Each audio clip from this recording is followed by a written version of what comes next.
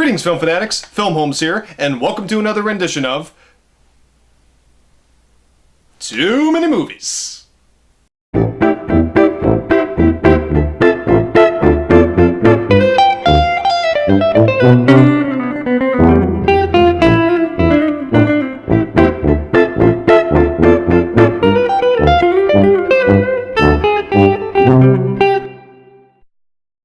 So like I said before in other videos, I've been going through my John Carpenter film collection because he's one of my all-time favorite writer and directors, and I wanted to watch a lot of his work and also watch some of his movies that I, unfortunately, haven't seen before. So in keeping with that spirit, there's a few movies I had and a few movies that I now own that I've watched and I want to talk about that I hadn't seen before and I'd always heard were really great movies.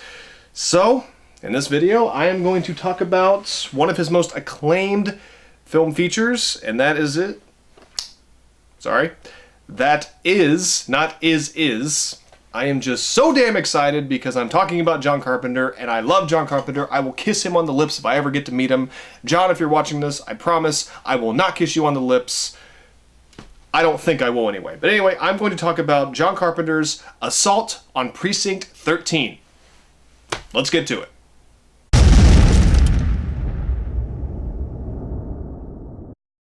Now, originally I heard about the remake in the early to mid 2000s, and I think I saw clips of it. I really wasn't impressed. I don't think it was horrible, but it wasn't that great. And over the years, I don't know, I just didn't really want to watch it. No one I knew had really talked about it. You know, the famous movies of John Carpenter, you know, Halloween, which I will get to, I promise. I've talked about The Thing. There are other movies like Big Trouble in Little China, which wasn't a huge hit, but has become a cult classic. Escape from New York, all that stuff. I don't really think anyone talks about Assault on Precinct 13. And I come to find out, on Rotten Tomatoes, it's his highest rated movie. It's like 95, 96%. I was shocked, so I had to get my hands on it, and I finally watched it. And the one thing I'll say is that I wish it was longer, because it's that damn good. It really is. I'm not going to say it's his best film. I think The Thing is his best movie. And not just because it's my personal favorite and one of my all-time favorite movies. I still think that's his best movie. But this is really up there. It is. But what's the plot of the movie?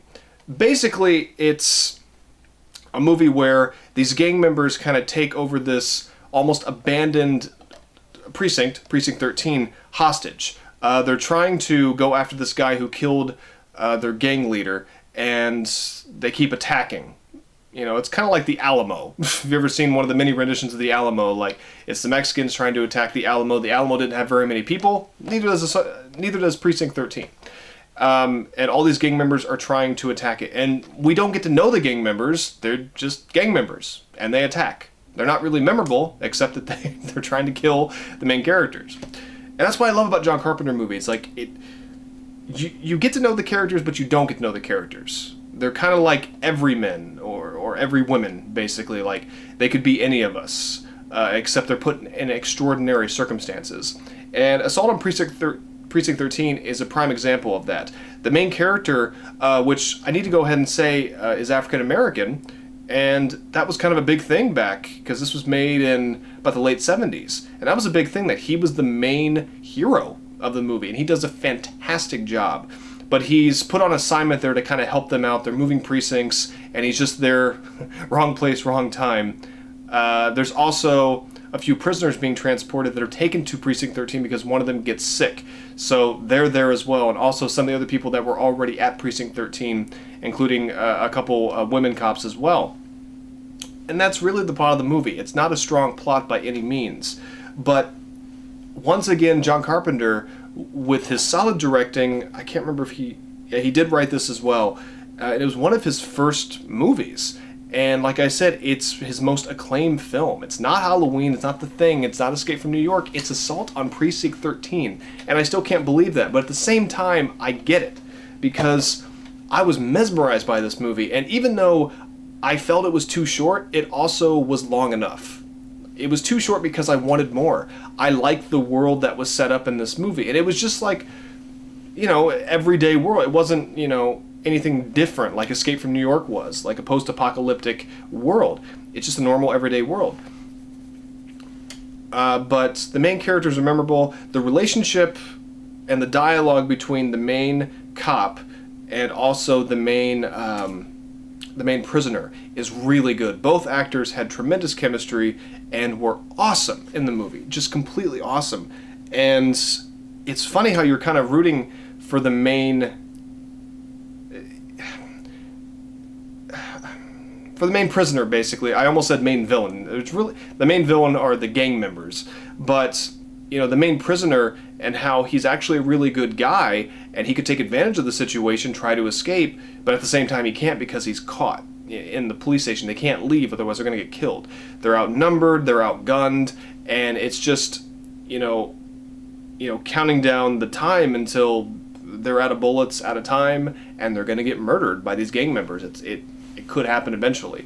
So the movie is very suspenseful in that aspect, like when's it going to happen? And of course, you find out at the end, who survives and who doesn't.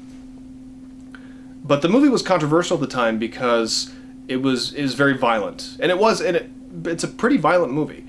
The one thing that they did, I had always heard about Assault on Precinct 13 and the infamous ice cream truck scene. I didn't know what that meant. I figured it was violent in some way. I'm going to go ahead and not really ruin it, because when you're watching it, you know it's going to happen. You know it's going to happen. Like, even though, I wasn't told, I knew, but the moment they set up the characters and stuff, something's going to happen. They kill a kid. Like, one of the gang members, they shoot this little girl down. She goes to get ice cream, she gets it, she goes back, these gang members keep circling around, they killed the ice cream truck driver, and she comes back because it's the wrong flavor of ice cream, and the motherfucking gang member just shoots her down. And it wasn't like overly realistic, but it was realistic enough, and her father's response was heartbreaking.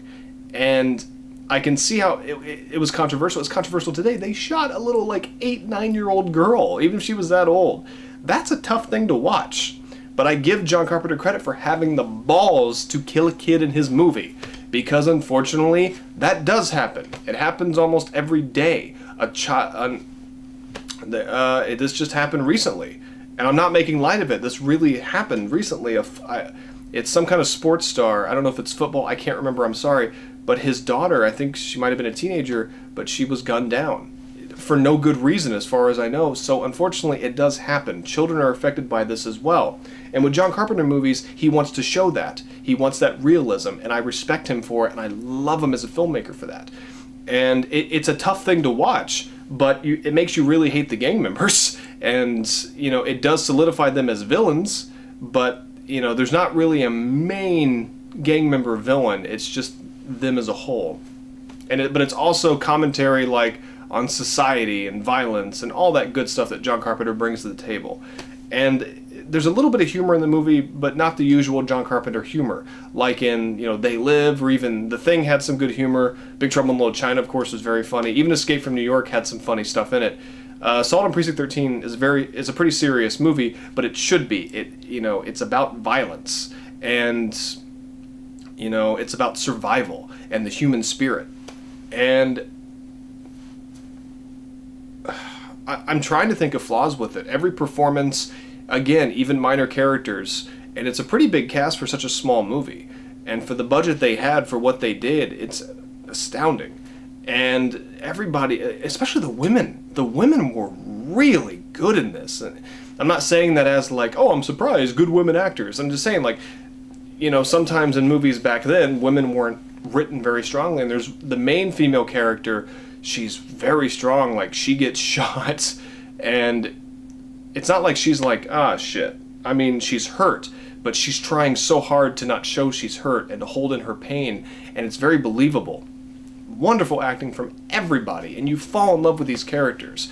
And I did, and I wanted to see them survive, and I hated the gang members because they shot down a little girl. All she wanted was ice cream, and she was shot down.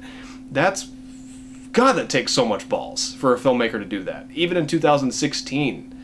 So, and we see some pretty fucked up shit in movies nowadays, and we have for a long time, and still, that's shocking. So this movie holds up incredibly well. And I hate that there was ever a remake. Watch this one. Don't watch the remake, watch this one. It's a classic for a reason. But I am so happy I finally got to see it. It is certainly... I've only watched it once so far, but it left an impression. I cannot wait to watch it several more times, and I see it becoming one of my favorite John Carpenter movies. But Assault on Precinct 13... I'm sorry, John Carpenter's Assault on Precinct 13... Oh, that's tough to say. I want to give it a 5 out of 5, but actually, you know what? Honestly, at this moment, Assault on Precinct 13 is a 5 out of 5. And I highly recommend it. I can't think of any flaws. The movie, it's like a ballet, and it's like a great opera. It just flows wonderfully. Or a great play. I don't know what kind of metaphor I'm going for here, whatever. Maybe because it's so late. But it just flows so well. And it's only like an hour and a half, if that. How long is this? Yeah, 91 minutes. And you wish it was longer. I wanted more time with these characters, but at the same time, we still get enough. And the movie leaves an impression without being 5 hours long. That's impressive. So... yeah, definite 5 out of 5 on this movie. Please watch it. It is one of John Carpenter's best, and I see now why it is his highest rated film. I don't agree it's his best film, but maybe someday I will. Who knows? Opinions change. So anyway, another John Carpenter classic. I love John Carpenter. So anyway, this was Too Many Movies. I'm Filmholmes. Thank you very much for watching. I think in the next one I'm actually going to go for a horror movie. One that I don't own, that I actually watched on Netflix due to the recommendation of a friend, and I'm so happy I did. I cannot wait to talk about it, so that'll be in the next one. So anyway, as you can see, I got more movies to watch. I will see you in the next video. Take care.